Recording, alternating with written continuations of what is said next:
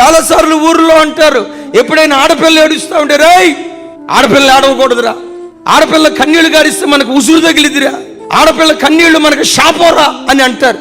నేనంట, ఆడపిల్ల ఏడిస్తేనే ఒక వ్యక్తికి అంత శాపం కలిగితే, ఒక మనిషిని బట్టి దేవుడు ఏడిస్తే ఆ మనిషి తన బ్రతుకులో ఎంత నష్టపోతాడో చూడు. నిన్ను రక్షించినందుకు, నీకు ఆస్తి ఇచ్చినందుకు, నీకు వ్యాపారం ఇచ్చినందుకు, బ్రతుకు తెరువు నిమిత్తం మంచి ఉద్యోగం ఇచ్చినందుకు, ఎన్నో మరణాపాయపు స్థితుల నుంచి దేవుడు తప్పించి ఈ రోజు ఈ స్థితిలో దేవుడు నిన్ను నిలవబెట్టినందుకు నిన్ను అడిగే ప్రశ్న, నిన్ను బట్టి ఈరోజు దేవుడు సంతోషంగా ఉన్నాడా? ఇలాంటి దాన్ని నేను ఎందుకు రక్షించుకో? ఇలాంటి వాడి కొరకు నా ప్రాణం ఎందుకు పెట్టానా? ఇలాంటి వాడికి సావి ఎందుకు ఇచ్చానా?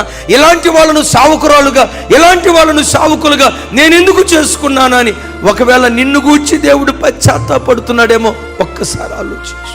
నిన్ను చూసి ప్రభువు ఎప్పుడు సంతోషించునుగాక.